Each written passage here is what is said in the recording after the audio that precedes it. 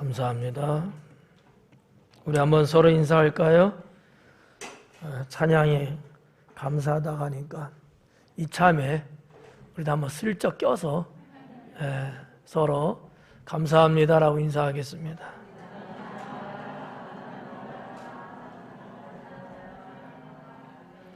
이럴 때 감사 안 하면 평생 못해요. 어떻게 보면 이것도 용기가 있어야 하더라고. 용기 없는 사람은 이럴 때도 기회를 못 잡더라고. 그래서 한 번 더 기회를 드리려고 한 번만 더. 혹시 여러분 감사합니다 할 때 한쪽만 놓고 했으면은 반대쪽 안 한 분하고도 감사합니다라고 인사합니다.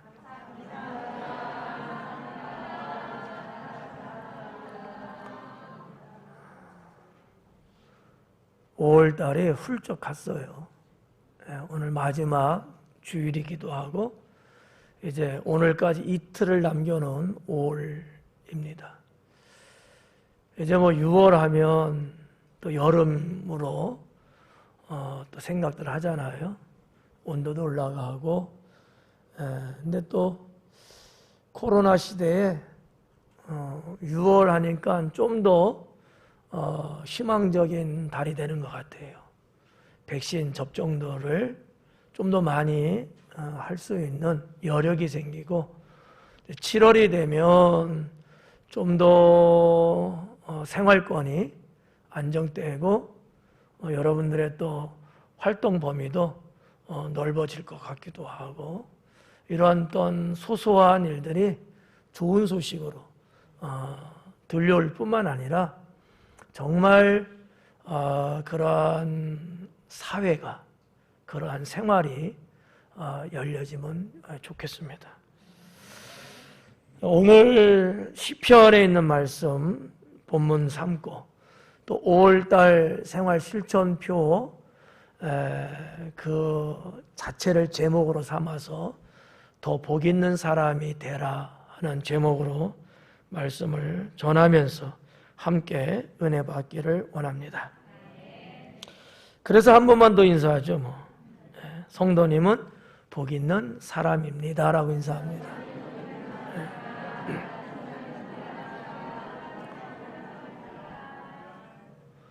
이렇게 인사만 하고 설교를 다 해도 괜찮을 것 같아요.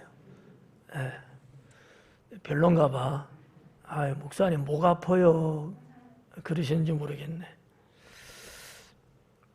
세상에는 복 있는 사람이 있고 복 없는 사람도 있습니다. 복은 타고나는 태어날 때 복을 타고 태어나는 경우도 있고요. 아니면 복을 만들어가는 그런 경우도 있습니다.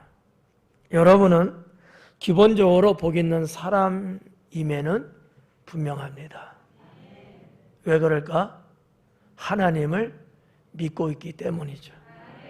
하지만 오늘 말씀의 요지는 더 복 있는 사람이 되라는 거잖아요. 그냥 기본적으로 하나님 믿으니까 복 있는 사람이야 이 정도가 아니고 더 복 있는 사람, 더 복 있는 사람이 되라고 하나님이 5월 달에 우리에게 말씀을 주셨잖아요. 그런 의미에서 더 복 있는 사람, 이러한 것이 정말 중요하다라고 하는 거죠. 어떻게 보면 그저 하나님을 믿어서 구원받는 복 그 정도만 받는 그런 사람 말고요. 실제적으로 성도들은 하나님의 복을 더 넓은 의미에서 받고 또 아마 여러분들은 내가 하나님 믿으니까 난 복 있는 사람이야 이 정도가 아니고 더 많고 더 넓은 더 깊은 복을 받기를 분명히 원하고 있을 거다라고 목사는 생각합니다. 생활 속에서 이루어지는 수많은 복들이 있습니다. 그 복으로 인해 또 다른 복을 발생시킬 수도 있다고 하는 사실을 여러분들은 아마 잘 알고 있을 거예요. 이런 어떤 문장을 구사하고 그런 언어를 사용하지는 않지만 여러분의 의식 속에는 내가 하나님께 복을 받으면 그 복을 통하여서 또 다른 복들을 더 많이 받을 수 있다. 이런 어떠한 신앙적인 의식들은 분명히 있을 거라고 저는 생각합니다.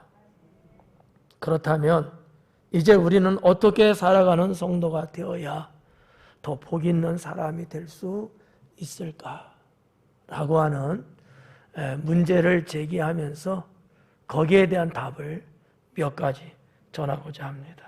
첫째는 말씀에 순종하며 살아가는 사람이 더 복 있는 사람이 될 수 있다. 말씀에 순종하며 살아가는 사람이 더 복 있는 사람이 된다라는 얘기입니다. 그러니까 여러분, 더 복 있는 사람은 저절로 되지는 않는 거예요. 누구나 다 더 복 있는 사람이 되지는 않습니다. 하나님을 믿으니까 복 있는 사람은 맞아요. 그러나 더 복 있는 사람은 아니다라는 얘기죠. 이 더 복 있는이라는 이 단어, 이 의미는 제가 만든 건 아니에요. 주님이 그 말씀을 주신 거예요. 여러분 어때요? 제가 여러분에게 한 사람 한 사람에게 더 복 있는 사람 되십시오라고 하면 기분이 나쁠까 좋을까? 그렇죠. 근데 하나님이 더 복 있는 사람 되라고 하셨을 때는 이거는 말로 형용할 수 없는 거예요. 우리 하나님이 빚만 하시겠어요? 아니 우리 하나님이 우리들처럼 농담하고 슬슬 약 올리려고 그러시겠어요? 그런 하나님 아니거든요. 진실하신 하나님이시거든요. 하나님은요 말씀하는 것이 헛된 것이 없거든요. 그렇기 때문에 하나님이 더 복 있는 사람이 되라고 할 때에는 뭔가 하나님만의 계획, 섭리 그렇게 될 수 있도록 역사하심이 있다고 저는 확신합니다. 사랑하는 성도 여러분, 하나님 말씀에 순종하며 살아가는 사람이 더 복 있는 사람이 될 수 있다라는 거, 이거를 여러분이 잊어서는 안 됩니다. 말씀에 순종하자라는 얘기예요. 여러분들도 잘 알다시피 성경에 나오고 있는 인물들을 보면 정말 더 복 있는 사람들이었어요. 무엇이 그렇게 가능하게 했을까? 그들은 한결같이 순종했다라고 하는 얘기죠. 순종했다. 예. 그러면 우리가 말씀에 순종하는데 어떠한 것에 대하여 우리가 말씀에 순종해야 될까? 첫째는 성경 말씀이에요. 성경 말씀. 가장 기본이 되겠죠? 예. 성경 말씀에 대해서 순종해야 된다. 성경은요, 곳곳에 아주 많이 기록한 것이 있는데 그게 뭐냐?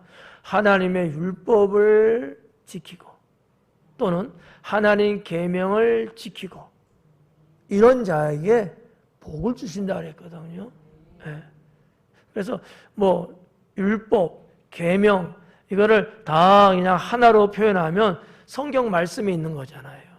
그러니까 성경 말씀, 이 말씀에 순종하며 살면, 쉬운 말로 말하면 성경에서 말씀하는 대로 우리가 살아가면 더 복 있는 사람이 된다는 거예요. 네. 뭐가 어쩌다 저쩌다 이걸 떠나서 하나님께서 우리 각자의 삶 속에 필요한, 그리고 주님 앞에 기도하면서 아뢰고 요구하고 구하는 이런 등등의, 우리 하나님께서 보실 때 아무개는 이게 필요하고 아무개는 저게 필요하고 이런 부분들이 분명히 있거든요. 그와 같은 것들을 때를 따라서 적절할 때 주시는 축복이 있는 거죠. 근데 이런 것들이 풍성하게 공급되어지는 거예요. 여러분, 여름철에 가뭄에 쩔쩔쩔쩔 이게 아니고 정말 요긴할 때 걱정, 근심하지 않을 수 있을 만큼 풍성하게 주시는 하나님의 축복을 말씀드리는 겁니다. 성경 말씀에 순종하며 살아가는 사람. 성경 말씀에. 예. 그러니까 구약적으로 좀 보면은 단어를 표현한다면 율법을 우리가 생각할 수 있어요. 신약 성경적으로 보면 뭐가 해당될 수 있을까? 진리라고 볼 수 있습니다. 이 둘 다 뭐예요? 성경 말씀이에요. 예. 하나님의 계명, 하나님의 율법, 하나님의 율례, 규례, 법도 이런 것들이 구약 성경에 많이 나오잖아. 다 뭐예요? 성경 말씀이에요. 또 신약에서는 그런 어떠한 구약의 단어는 거의 안 나오지만 뭐가 나올까요? 진리의 말씀, 생명의 말씀, 은혜의 말씀, 이런 진리라고 하는 내용들이 담겨져 있잖아. 이 다 통틀어서 뭐예요? 성경 말씀. 성경 말씀에 순종하며 사는 성도는 하나님께 더 복 있는 사람이 된다라고 하는 겁니다. 두 번째는 성령의 감동입니다. 성령의 감동에 순종하는 성도. 이런 사람은 하나님께 더 복을 많이 받습니다. 하나님이 왜 여러분에게 감동을 주실까요? 망하라고?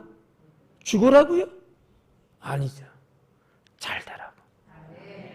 하나님께 합당하게 살아가라고. 주님이 기뻐하는 게 무엇인가를 그쪽으로 이끌어가기 위해서. 이런 모든 일련의 것들은 결국은 뭐가 되겠어요? 하나님의 복 있는 사람이 되게 하기 위해서거든요. 하나님 믿으면 복 있는 사람 맞아요. 그러나 더 복 있는 사람이 되라는 거죠. 그러려면 성령님의 감동이 있을 때에 거기에 순종하셔야 된다. 여러분, 고집 부릴 게 아니에요. 자기의 잔머리 굴릴 게 아닙니다. 성령님께서 여러분에게 감동을 주시고 뭔가 사인을 주시고 음성을 주시고 말씀을 주실 때에는 거기에는 순종하고 따르는 겁니다. 이러한 성도가 하나님께 더 복을 많이 받습니다. 저는 평생을 살아가면서 하나님을 믿으면서 그와 같은 성도님들을 많이 봤습니다. 우리 교회 성도님들 중에서도요, 성령님의 감동을 따라서 순종하며 사는 분들 저는 많이 보고 있습니다. 그런데 한결같이 그분들이 잘 되더라는 거죠. 그분들이 더 많은 복을 받더라는 거예요. 성령이 감동 주시는데 순종하지 않고 미적거리고 나중에 하면 되지, 뭐 어떻게 또 되겠지, 이런 분들에 비해서 감동을 받았을 때 순종하며 따르는 분들이 훨씬 복 있는 사람의 인생을 살아가더라라고 하는 거예요. 이거는요, 현장에서 체험하고 있는 것들이잖아요. 성도 여러분, 성령님의 감동을 여러분 순종이라고 하는 신앙의 모습으로서 받아들여야 돼요. 성령님은 우리에게 지시하시거든요. 가르쳐 주시거든요. 깨닫게도 하시거든요. 그럴 때 우리는 머뭇거리고 지체할 필요가 없어요. 만약에 여러분 1년 후에 하나님께서 하실 일을 오늘 감동 주시겠어요? 여러분 한번 생각해 봐요. 여러분 똑똑하시죠? 1년 후에 하실 일을 오늘 감동 주시겠냐고요. 성령님의 감동은 대체적으로 거의 다가 지금 필요하기 때문에 지금 감동 주시는 거거든요. 이 타이밍이 아주 중요하다라는 것을 말씀드리고 싶어요. 예. 여러분, 이 시간을 놓치면요, 다시 감동 안 주실 수도 있습니다. 제 체험에 보면 그래요. 그러니까 지금 하나님이 감동 주신다? 언제 하라고? 지금 순종하라고. 그래야 주님이 지금 움직이시니까. 그런 거다라는 거죠. 우리 하나님께서 여러분들에게 은혜를 주실 때에 그 순종하고 살아야 돼요. 하나님이 여러분에게 은혜 주셔요, 안 주셔요? 주시잖아요. 그럴 때 여러분은 그 은혜 주신 의미를 느끼셔야 돼. 그리고 그 은혜를 따라 살아가는 거지. 이것도 어떤 의미에서 성령님의 감동 주심이다라고 분류할 수도 있다라고 하는 거예요. 그러니까 성령의 감동이라는 것을 꼭 어떤 것 하나만 고집할 거는 아니에요. 그 나타나는 현상은 좀 다양합니다. 그거를 지금 여러분에게 몇 가지 그냥 소개해 드린 거예요. 은혜 받는 것도 어떤 측면에서는 성령님이 나에게 주시는 감동이다. 그럴 때 여러분들은 신앙이 어떻게 돼요? 변화가 되잖아요. 뭔가 새로워지고요. 뭔가 막 힘이 솟구치는 그런 어떤 하나님을 향한 열정이 생기잖아요. 근데 그 열정 언제 부리라는 거예요? 그렇죠. 한 달 후에 하라는 게 아니에요. 지금 너에게 필요한 것이 이거니까 이것을 내가 너희에게 지시하고 이래서 은혜를 주는 거니까 너는 지금 새 힘을 얻어서 일어서라는 거거든요. 이런 성령님의 감동에 순종하는 성도가 하나님으로부터 복을 더 많이 받는다라고 하는 거죠. 그리고 세 번째는 목사에게 여러분 순종해야 된다. 예. 여러분의 목사에게 순종하라 라는 겁니다. 제가 목사인데 목사에게 순종하라 하면 제가 이 말은 못할 것 같죠? 저는 해요. 저는 자신 있어요. 저 개인을 위해서 하는 얘기겠어요? 그런 설교겠어요? 아니죠. 여러분이 하나님 앞에 더 복 있는 사람이 되게 하기 위해서 저는 조금 얼굴이 화끈거리지만 그래도 저는 설교합니다. 예. 여러분 목사님한테 순종하는 거 이거는 나쁜 게 아니에요. 제가 교주라면 모를까, 제가 이단이라면 모를까, 제가 잘못되고 못된 사람이라면 순종하면 안 되겠죠. 그러나 그렇지 않다고 여러분들이 신뢰한다면 순종하세요. 네. 목사는 여러분들을 이끌어가고 하나님과 여러분이 하나 된 것을 끝까지 지킬 수 있도록 도와주는 헬퍼예요. 그래서 목사에게 순종하라는 얘기는 어떤 의미에서 이런 거예요. 지금도 설교하지 않습니까? 설교 말씀에 순종하라는 거예요. 뭐 저의 뭐 사사로운 그런 거에 대해서 뭐 순종하라는 얘기 아니고 목사가 설교를 하는데 하나님은 설교를 통하여서 여러분에게 말씀을 하시는 거거든요. 그래서 설교 말씀에 순종하셔라라는 얘기죠. 또는 여러분을 인도할 때 여러분들은 순종하셔라라는 얘기입니다. 여러분들을 제가 이끌어 가잖아요. 어디로? 하나님 나라로. 하나님이 계시는 곳, 하나님이 기뻐하는 쪽으로 제가 여러분들을 이끌어 가지 않습니까? 인도하잖아요. 이런 인도하는 것에 대하여 여러분이 순종하셔라. 이스라엘 백성들이 애굽에서 나올 때에 하나님은 모세를 세우셨어요. 그리고 모세를 지도자로 세워갖고 쭉 갈 때에 인도하잖아요. 이 모세의 인도하심을 따라서 순종한 백성들은 그때는 문제가 없었잖아요. 근데 인도하는 것에 반발하고 불평하고 원망하고 타박하고 이랬을 때는 어땠어요? 하나님의 진노가 임하고 심판을 받았다는 거죠. 그러니까 모세의 인도함을 별탈 없이 잘만 받고 순종해서 갔더라면 이스라엘 애굽에 살던 그 사람들은 가나안 땅에 들어갔을 겁니다. 근데 인도함에 순종하지 않았기 때문에 그들은 결국 광야에서 다 죽고 말잖아요. 성도 여러분, 여러분들은 주의 종의 인도함에 순종하고 함께 우리가 저 하나님 나라, 주님이 기뻐하시는 저곳으로 우리 모두 갈 수 있기를 축원합니다. 그리고 주의 종에 때로는 권면이 있을 때가 있어요.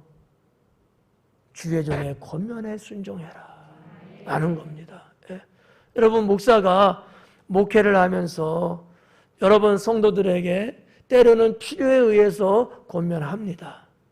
뭐 늘 하겠어요?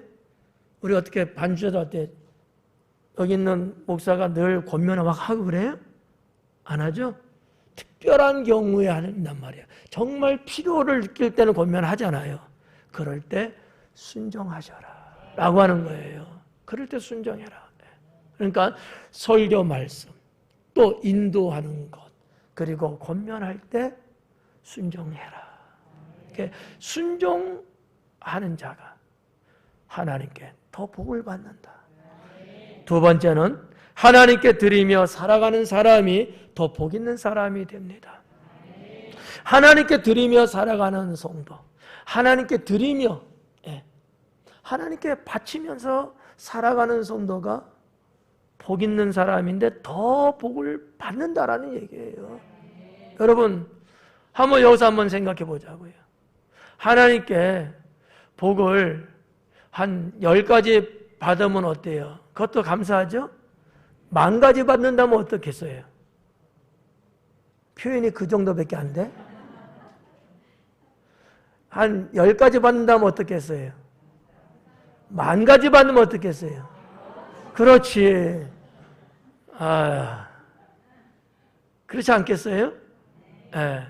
하나님께 드리며 바치며 살아가는 성도들이 10,000가지의 복을 받는다는 거예요. 이거는 이 세상 역사가 증명하고 성경에서 누누이 말씀하고 기록한 내용들이에요. 하나님께 드리기를 즐거워하고 기뻐하는 자, 그 자가 하나님께 더 많은 복을 받는 거예요. 세상 사람들은 이런 말 하면 목사가 도둑놈이라고, 목사가 다 가져간다고 이런 말 하잖아요. 정말 여러분, 여기 있는 목사가 여러분들이 하나님께 드리는 헌금을 제가 다 가져가요? 그러면 나를 쳐 죽이세요. 아니란 말이야. 다 하나님 나라를 위해서 우리가 드리는 헌금을 사용하잖아요. 성도들의 복지와 성도들의 신앙생활의 편리성을 놓고서 이런 부분들을 우리가 사용을 하고 지출을 하지 않겠습니까? 전도를 하고 세계 선교를 하고 어려운 사람을 도와주고 이런 등등을 위해서 우리가 드려진 하나님의 헌금을 사용하잖아요. 성도 여러분, 저는요 분명하게 여러분께 저는 말씀드려요. 뭐 헌금이니까 설교 못할 거라, 저는 그런 목사 아니야. 저는 당당하고 자신 있게 설교합니다. 하나님께 드릴 줄 아는 자가 더 많은 복 받는다. 더 많은 복 받는다. 두고 보세요.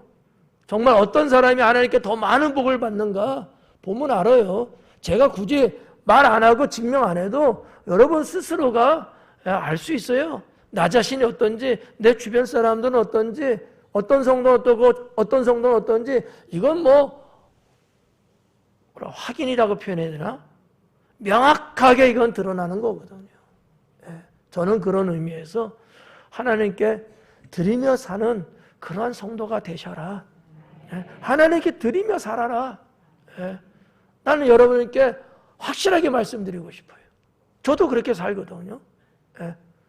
목사님은 뭐 안 드리나? 아니야. 나는 더 여러분보다 나는 더 드리고 살아. 나는 목숨을 드리고 내 모든 것을 드리고, 아유 목사님이니까 그렇지. 그렇지. 그래 나는 목사니까 그래요. 여러분도 마찬가지야. 여러분도 하나님께 구원받는 성도니까 그렇게 사셔야 돼. 다 하나님이 주신 거잖아요. 우리 찬양대 찬양 여러분 은혜 받았잖아. 다 감사한 거야. 뭐가 문제가 되겠어요? 그러면 하나님께 드리며 산다는 게 도대체 어떤 것들일까? 첫째는 봉사입니다. 여러분, 봉사하며 사실 때 하나님께 더 복 있는 사람이 돼요.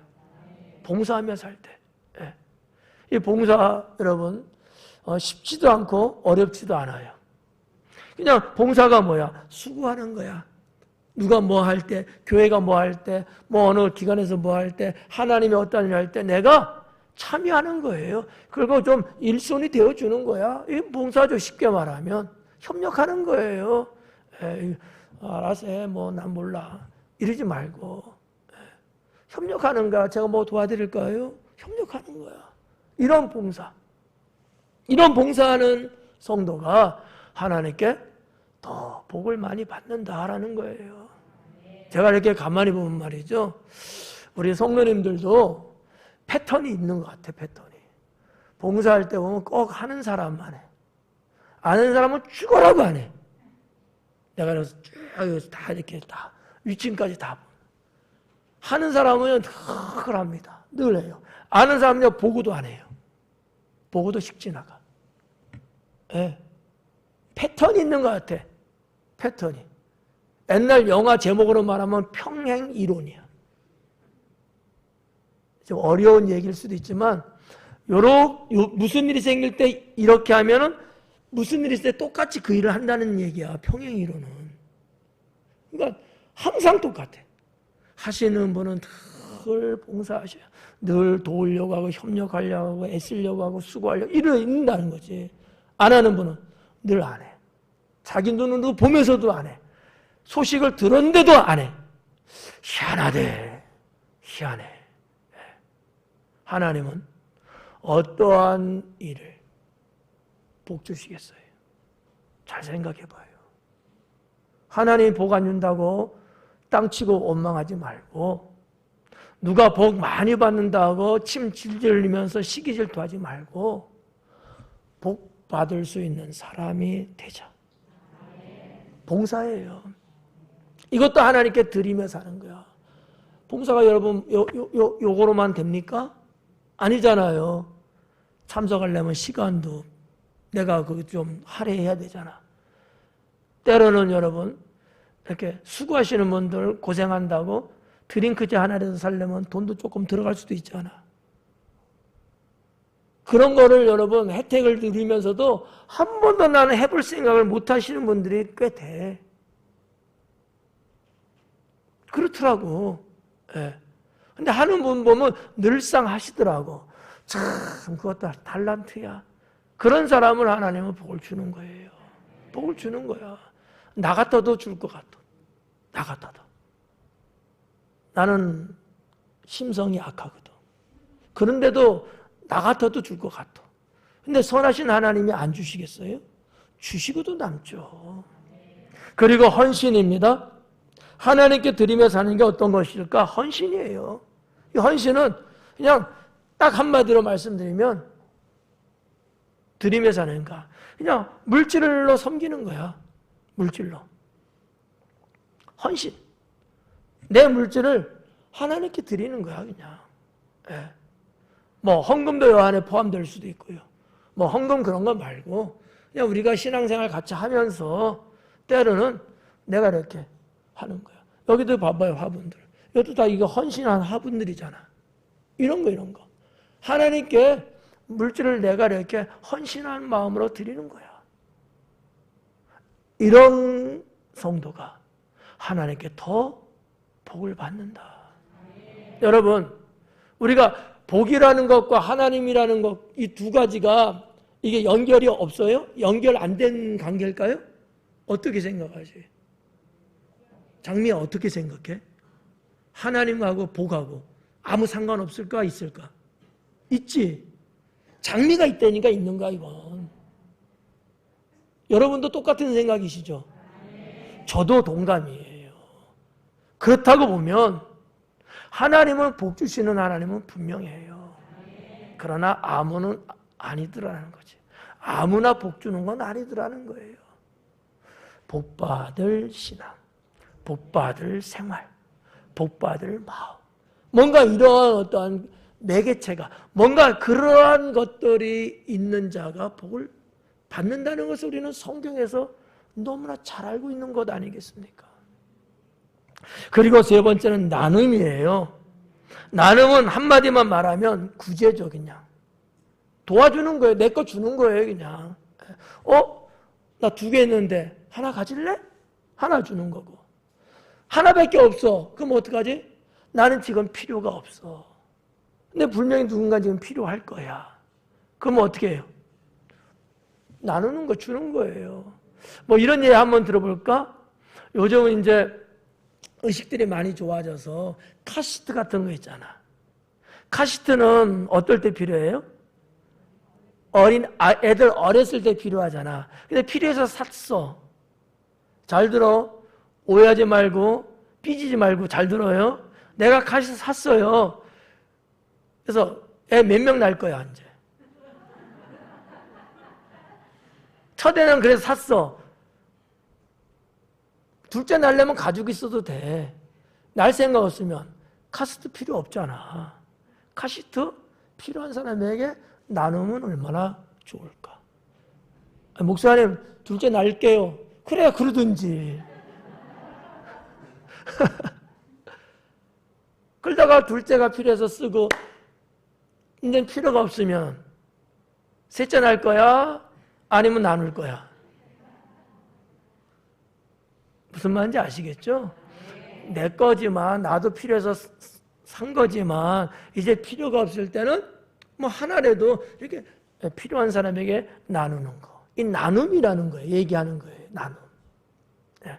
여러분 이 나눔은 구제라고 하는 것을 여러분에게 좀 이렇게 표현할 때 훨씬 더 이해가 쉬울 것 같아서 말씀드리는 거야. 그런 말 있잖아요. 프랑스에 노블레스 오블리주라는. 예? 뭔가 좀 이렇게 좀 상승 신분, 뭔가 좀 이렇게 좀 가지고 있는 어떤 특정한 어떠한 그런 데 있는 분들이 그렇지 못한 분에게 뭔가 이렇게 좀 이렇게 할애해주고 도와주고 이렇게 이런 어떤 의무감. 그게 오블리주거든요. 노블레스는요. 좀 높은 지위, 뭐 이렇게 좀 부자, 뭐 명예 있는 사람, 권력 있는 이런 등등의 상위권 있는 걸 말하는 거거든요. 노블레스. 귀족층이죠. 옛날 프랑스로 말하면 귀족층. 그런 분들이 그러지 못한 일반 시민들에 대한 의무감을 갖는 게 오블리주예요. 의무감. 내 주변에 어려운 분들이 있잖아요. 불편하신 분들이 있고요. 연약한 분들이 있잖아요. 때로는 가난한 분도 있고요. 그럼 어떻게 해요, 우리는? 나는 그런 사람이 아니면 나는 그런 분들에 대하여 의무감을 가져야 된다. 의무감. 사회가 그렇게 되어야 사회의 이 악한 모습들이 사라집니다. 범죄가 줄어들려면 노블레스 오블리주를 실현해야 돼요. 그럼 범죄가 사라집니다. 근데 잘 사는 사람 막 엄청 잘 살고 못 사람 너무 못 살아. 빈부격차가 엄청나게 커지잖아요. 그러면 자동적으로 뭐가 생겨요? 범죄율이 높아져요. 먹고 살아야 되니까 훔쳐야 되고 강조짓도 해야 되고 그러다 보니까 또 사람을 또 해칠 경우도 발생하잖아. 나눔이라고 하는 것도 하나님께 드리며 사는 거다. 이런 사람이 하나님께 복을 더 많이 받는다.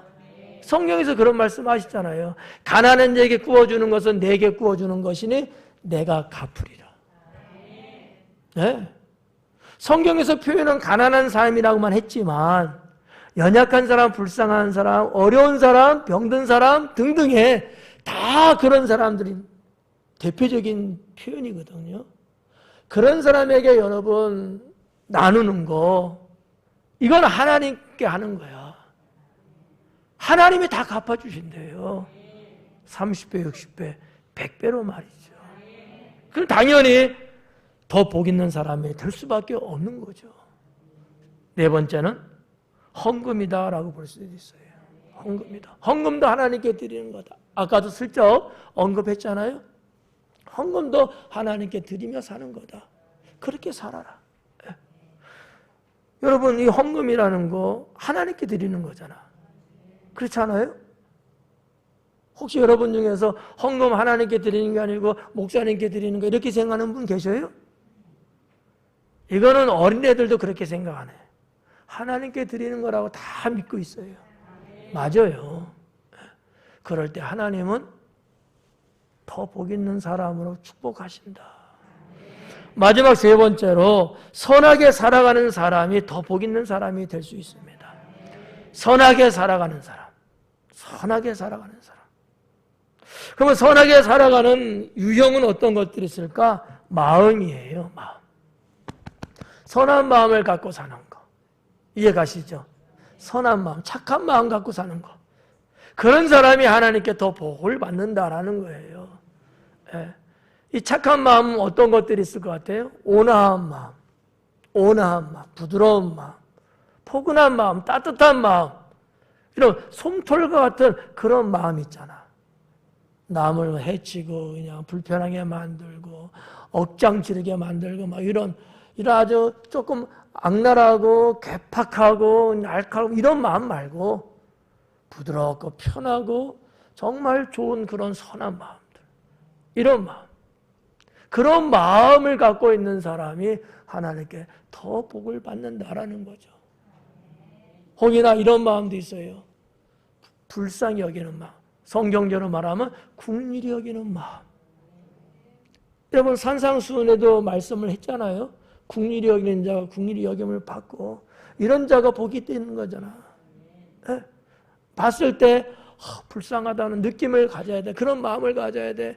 아이고 지 한 짓이 싫으니까 어쩔 수 없어. 그러지 말고 설상 그럴지라도 참 불쌍해서 안 된다. 여러분 지금 대한민국 사회에 지금 화두가 되는 것 중에 하나가 뭐예요? 정민군 사건이잖아요. 여러분 그 뉴스를 보면서 뭐 5만 가지 별 생각들을 다 하겠지만 제가 볼 때 그래도 우리가 공통적으로 가져야 될 게 뭐냐? 이거다 저거다를 따지기 전에 참 불쌍하다. 그 사랑하는 아들을 잃은 그 부모님 가족들의 마음은 얼마나 아플까? 이 마음들은 다 가져야 되는 거야. 여러분 다 갖고 계시죠? 예. 그런 긍휼히 여기는 마음. 야, 다른 돌려. 듣기 싫다. 그런 악한 마음 갖지 말고. 예? 얼마나 여러분 처절해요. 여러분이 그런 상황을 만난다고 생각해봐. 예? 사랑하는 자녀가, 사랑하는 가족을 잃었어요. 한번 생각해봐. 입장을 바꿔놓고. 그렇잖아요. 얼마나 여러분 안타깝습니까? 이런 좀 긍휼히 여기는 마음, 이런 마음이 하나님께 복을 받을 수 있는 마음이다라는 거죠. 그리고 두 번째는 행실이죠. 행실. 우리의 행실, 우리의 처신, 우리의 행동을 어떻게 하느냐. 선하게 해야 된다는 거예요. 선하게. 착하게 행동해야 된다는 거예요. 쓸데없이 지난 사람 뒤통수에 딱 때리고 막 도망다니, 이런 악한 짓 하면 안 되고 행실이 착해야 돼. 행실이. 누굴 약 올리고 골탕 먹이고 그냥 뺏고 싸움질하고 그런 행실 말고 정말 착한 행실 말이에요. 네? 예를 들어서 뭐 누구를 돕는다든지 그럴 수 있잖아요. 네. 도와주는 거예요. 네. 길을 물어보면 자상하게 이렇게 알려주는 거 얼마나 여러분 좋아요. 네? 절로 가요? 그러지 말고 자기가 아는 한도 내에서는 자상하게 알려주면 그분이 길을 방황하지 않고 바로 찾아갈 수 있어서 좋고. 제가 여러분 아마 봤을 것 같아. 그 인터넷에 올라온 어느 뭐랄까 뉴스죠 일종의 봤는데 거기 이런 게 올라왔어요. 대로변인데 횡단보도를 건너는 어느 할머니. 그리고 아마 따님인 것 같은데, 이렇게 걷는데, 뭐, 연세가 있으시니까, 그 주어지는 그 숫자 있잖아요. 건널 수 있는 시간. 이게 못 건너시는 거야. 그러니까 중간이나 겨우 왔는지 알 땐 그래. 불은 바뀌었어. 빨간불로 이미. 근데 그 정지선에 서 있던 차 한 10여 대가 어느 차 하나도 빵빵거리는 차 없고, 지나가는 차 없고 다 서 있었대잖아요. 이 기사 보셨어요? 이런 거 안 보고 도대체 뭘 보고 사는 거야? 제 눈에는 그런 게 보여. 그래서 쭉 기사를 읽어봤어요. 정말 아름다운 거야. 정말 아름다워. 그래서 저도 꾹 눌렀잖아. 아름답지 않아요? 나도 그러거든. 여러분도 그러죠? 이제 양심에 찔린 사람 몇 명 있어.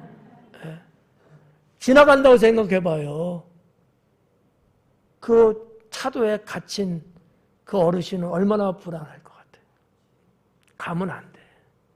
그럴 때 뭐 비상깜빡이 켜주는 해갖고 다른 차에게 알리는 거지. 물론 좀 위험할 수도 있겠죠. 뭣도 모르고 그냥 욕심부리고 휙 가는 그런 차도 있을 수 있는데 맨 앞줄에 서 있는 차들이만 서주면 못 가지. 그래서 중앙분리대에 서 있지 말고 위험하니까 건너가실 수 있도록 해주는 거. 여러분 몇 번 제가 말씀드렸죠? 횡단보도에 사람이 건너고 있든지 건너려고 할 때는요 차 서줘야 되는 거야. 사람의 안전이 제일 중요한 거야. 이런 게 뭐예요? 이게 아름다운 행실 아니야? 이런 행동들을 우리가 하는 것을 하나님이 보실까 안 보실까? 다 알고 계셔요. 예. 이러지 못해서 여러분 교차로나 이런 데서 사고 나서 귀한 목숨 잃는 경우들도 종종 나오잖아요. 예. 하여튼 이런 부분들 우리의 행동이 착해야 된다. 착한 행동. 그런 사람을 하나님은 축복하신다라는 거죠. 하나님의 축복은요 믿는 자들뿐만 아니라 하나님을 지금 믿지는 않아도 이렇게 착하게 살아가는 사람들은요 하나님이 일반적인 축복은 주십니다. 네. 모두의 하나님이시거든요. 우리들만의 하나님이 아니란 말이에요. 온 인류의 하나님이시거든요. 그런데 하나님 자녀가 된 우리가 이런 착한 일을 하며 산다고 하면 우리 하나님은 얼마나 기뻐하시겠어요? 얼마나 기뻐하겠냐고. 목에는 십자가 걸어놓고 맨날 하는 거는 엉뚱한 짓이나 하고 그러면 되겠어요? 아니지. 행실이 착해야 합니다. 그리고 말도 착해야 되겠죠. 말, 따뜻한 말, 믿음의 말, 듣기 좋은 말, 뭐 이렇게 여러분 뭐 없는 말만 만들어가고 그냥 알랑방구하고 막 그러란 얘기 아니야. 거짓말 막 해가 그러란 얘기는 아니에요. 말 한마디를 하더라도 따뜻하고 위로가 되고 용기를 주고 믿음을 갖게 하고 다시 재기할 수 있도록 그럴 수 있는 그런 힘이 되는 말을 해줘야 된다는 거지. 우리의 말이 착해야 돼요. 우리의 말이 의씨, 이씨, 아씨, 이 시자들하는 거 하지 말고 시자 말할 땐요 이 핏대가 쓰거든. 시자는 핏대가 쓰게 돼 있어. 그러지 말고 말도 착한 말을 여러분 하려고 해야 합니다. 그리고 마지막에는 열심이다. 선하게 살아가는 모형 중에 하나가 열심이에요. 열심. 신앙생활 열심히 하고 주어진 자기 삶의 열심, 나에게 주어진 삶에 열심히 살고 하나님 주신 사명에 열심히 충성하고 열심히 사는 것도 착하게 사는 겁니다. 네, 저는 그렇게 믿어요. 성도 여러분, 우리 모두 착하게 삽시다. 네, 하나님은 선하시니 우리도 당연히 선해야죠. 하나님은 착하신 분이에요. 하나님 자녀인 우리도 당연히 착하게 사는 거죠. 이럴 때에 하나님은 더 기뻐하시고 더 축복하시고 저는 우리 성도들이 그러한 성도가 되고 그러한 사람이 되고 그래서 모두에게도 귀감이 되고 우리 하나님께도 영광 돌릴 수 있기를 소망합니다. 사랑하는 성도 여러분, 부모의 마음이 더해주고 싶은 것처럼 우리 하나님의 마음도 그렇습니다. 근데 우리 하나님 마음이 우리 부모님 마음 정도밖에 안 될까요? 아니죠. 훨씬 더 크시죠. 하나님의 마음은. 저는 여러분의 목사로서 여러분들이 더 복 있는 사람 되는 것, 더 복 있는 사람이 되게 하기 위해서 이 새끼손가락을 겁니다. 그리고 도장까지 찍습니다. 네. 여러분을 반드시 하나님께 더 복 있는 사람으로 만들 것을 약속하고 이것도 모자라서 도장까지 찍어. 네. 주의 종은 그래야 된다라는 거죠. 어떻게든지 성도들을 살려주고 어떻게든지 성도들을 지켜주고 어떻게든지 성도들을 참아주고 그래야지만이 하나님 앞에 바로 설 수 있거든요. 복 받는 일도 똑같아요. 여러분 다 찌질이 되면 좋겠어요? 다 가난해지고 다 병들어서 시름시름 그냥 그렇게 되도록 제가 여러분 해야 되겠어요? 아니죠. 반대죠. 여러분이 다 형통하고 잘되고 가문이 빛나고 다 믿음의 이 조상을 잘 만나서 여러분 후대의 자녀들은 하나님 앞에 온전해질 수 있는 이렇게 만들어가는 게 여기 있는 목사가 해야 될 일이겠죠. 여러분은 항상 하나님을 향한 마음이나 계획은 갖고 계십니까? 우리 하나님은요 그게 있어요. 여러분을 향한 마음이 뜨겁고 여러분을 향한 계획을 갖고 계셔요. 그거 아십니까? 어떻게 보면 여기에 우리가 맞게끔 우리도 맞춰 살아야 합니다. 하나님 골탕 먹이려고 작정한 사람 아닌 이상 나를 향하신 하나님의 마음이 계시구나. 나를 향한 하나님의 계획이 계시구나. 감사하다. 나도 거기에 부응해서 나도 거기에 맞춰 살아야지. 이런 것이 뭐예요? 이게 신앙이에요. 천국은 침노하는 자의 것이라고 말씀하셨음을 여러분 기억하시고요. 하나님의 축복을 넘치게 받는 성도가 되기를 주님의 이름으로 축원합니다. 기도하겠습니다.